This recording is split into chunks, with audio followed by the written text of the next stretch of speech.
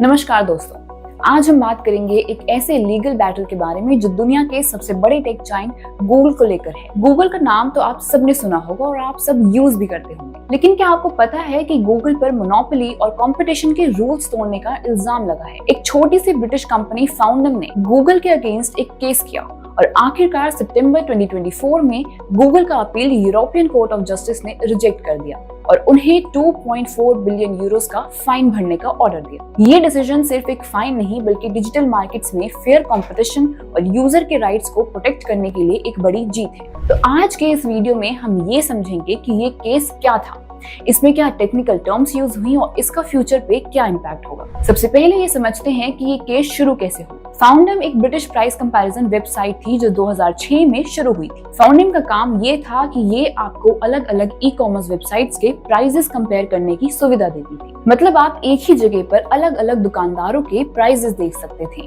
और best deal choose कर सकते थे। लेकिन 2006 के बाद फाउंडम ने देखा कि उनका वेबसाइट गूगल सर्च रिजल्ट्स में बहुत नीचे दिखने लगा। फाउंडम का क्लेम था कि गूगल ने उनके वेबसाइट को जानबूझकर सर्च रिजल्ट से दूर कर दिया ताकि गूगल की खुद की शॉपिंग कंपैरिजन सर्विस, जिसे आज आप गूगल शॉपिंग के नाम से जानते हैं, पहले दिखाई दे। गूगल का सर्च इंजन एल्गोरिथम्स कैसे काम करता है?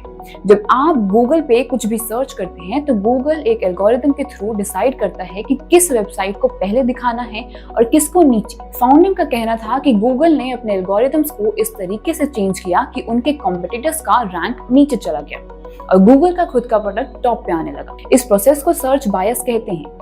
सर्च बायस का मतलब है कि एक सर्च इंजन अपनी मर्जी से एक प्रोडक्ट या सर्विस को ज्यादा प्रमोट कर रहा है, जबकि वो एक्चुअल रेलेवेंस के बेसिस पर टॉप रिजल्ट नहीं होना चाहिए। फाउंडम ने ये केस यूरोपियन कमीशन के सामने उठाया जो यूरोप के अंडर कंपटीशन के रूल्स को बनाता और एनफोर्स करता है।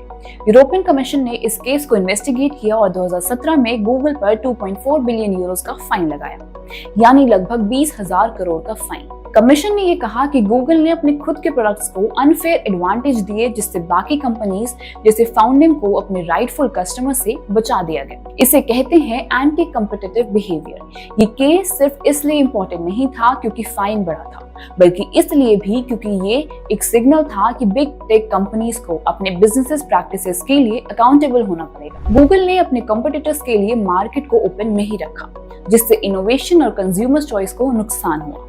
ये काफी बड़ी बात थी डिजिटल मार्केट्स के लिए। गूगल ने इस फैसले को एक्सेप्ट नहीं किया और कोर्ट में इस डिसीजन के अगेंस्ट अपील डाल दी। उन्होंने कहा कि उनका एल्गोरिथम सिर्फ यूजर एक्सपीरियंस को इम्प्रूव करने के लिए डिजाइन किया गया था। मतलब गूगल का कहना था कि उन्होंने अपने सर्च रिजल्ट्स को बेटर बनाया ताकि यूजर्स को ज्यादा यूजफुल और रेलेवेंट रिजल्ट्स मिल सके। गूगल के लॉयर्स का कहना था कि उनका सर्च इंजन किसी भी कंप्यूटर को अनफेयर ट्रीटमेंट नहीं दे रहा था और जो एल्गोरिथम चेंजेस किए गए वो एक नेचुरल इंप्रूवमेंट थे। लेकिन यूरोपियन कोर्ट्स ने गूगल के इस आर्गुमेंट को एक्सेप्ट नहीं किया और हर लेवल पर ये केस चलने के बाद सितंबर 2024 में यूरोपियन कोर्ट ऑफ जस्टिस ने गूगल के फाइनल अपील को रिजेक्ट कर दिया। फाइनली 10 सितंबर 2024 को यूरोपियन कोर्ट ऑफ जस्टिस ने गूगल के फाइनल अपील रिजेक्ट कर दी और यूरोपियन कमीशन का 2.4 बिलियन यूरोस का फाइन कंफर्म कर दिया। कोर्ट ने कहा कि गूगल ने सर्च रिजल्ट्स को मैनिपुलेट करके अपने कॉम्पिटिटर्स के साथ अनफेयर प्रैक्टिसेस की हैं, जिससे उन्हें फायदा मिला और कंपटीशन का बिजनेस इंपैक्ट हुआ। कोर्ट ने यह भी कहा कि गूगल के एल्गोरिथम के चेंजेस सिर्फ कंज्यूमर बेनिफिट के लिए नहीं बल्कि अपने बिजनेसेस को प्रमोट करने के लिए किए गए थे, जो कि एंटी ट्रस्ट लॉज का वायलेशन है। अब सवाल ये उठता है कि ये केस के आगे क्या इम्प्लीकेशंस हैं। फाउंडम वर्सेस गूगल केस ने एक क्लियर सिग्नल दिया है कि बिग टेक कंपनीज को अपनी मार्केट पावर का मिसयूज नहीं करना चाहिए। इस डिसीजन के बाद यूरोप में और भी टेक कंपनीज जैसे Amazon, एप्पल और फेसबुक के अगेंस्ट इन्वेस्टिगेशंस बढ़ने की उम्मीद है। ये केस दुनिया भर के रेगुलेटर्स के लिए एक वेकअप कॉल बन गया है कि वो डिजिटल मार्केट्स में फेयर कंपटीशन इंश्योर करें। जब गूगल जैसे टेक जायंट्स को भी अकाउंटेबल बनाया जा सकता है तो आगे चलकर और भी स्ट्रिंजेंट रेगुलेशंस बिग टेक पर लगाई जा सकती है। अगर ये ट्रेंड कंटिन्यू करता है तो इसका इम्पैक्ट पूरी डिजिटल इकोनॉमी पर होगा। छोटी कंपनीज को भी अपने प्रोडक्ट्स और सर्विसेज को फेयरली प्रमोट करने का मौका मिलेगा और कंज्यूमर्स को ज्यादा चॉइसेस मिलेंगी। दोस्तों, फाउंडम वर्सेस गूगल केस सिर्फ एक लीगल बैटल नहीं था, बल्कि ये एक रिमाइंडर है कि चाहे कितनी भी बड़ी कंपनी क्यों ना हो, वो अपने कंपटीटर्स के साथ अनफेयर प्रैक्टिसेस नहीं कर सकती। इस केस का इम्पैक्ट आपके फ्यूचर पर भी होगा, स्पेशली अगर आप एंटरप्रेन्योर या स्टार्टअप फाउंडर बनना चाहते हैं। ये केस बताता है कि डिजिटल मार्केट्स में फेयर कंपटीशन कितना जरूरी है।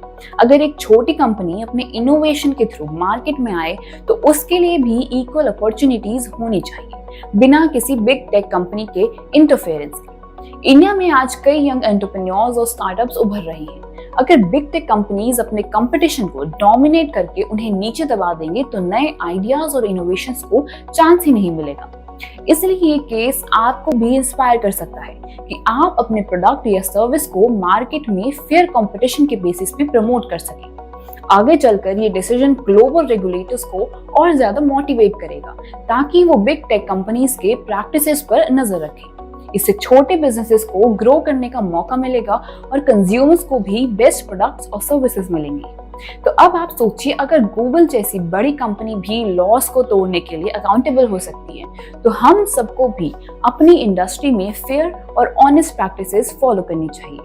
इस केस का डिसीजन फ्यूचर के एंटरप्रेन्योर्स के लिए एक एग्जाम्पल सेट करता है कि आपके आइडियाज और हार्डवर्क को दबाया नहीं जा सकता, चाहे कितनी भी बड़ी कंपनी आपके अगेंस्ट हो। तो आपको क्या लगता है, क्या फाउंडर वर्सेस गूगल केस के डिसीजन ने डिजिटल इकोनॉमी के लिए एक नया रास्ता बनाया है? अपने विचार कमेंट सेक्शन में जरूर शेयर करें। अगर आपको ये वीडियो इंफॉर्मेटिव लगे तो इसे लाइक करें, शेयर करें और सब्सक्राइब करना ना भूलें। फ्यूचर में आपके स्टार्टअप का भी ये वर्ल्ड में एक बड़ा नाम हो सकता है। रिमेंबर, आज का डिसीजन आपके लिए भी एक इंस्पिरेशन हो सकता है। ऐसी और खबरों के लिए देखते रहें क्लिक इंडिया।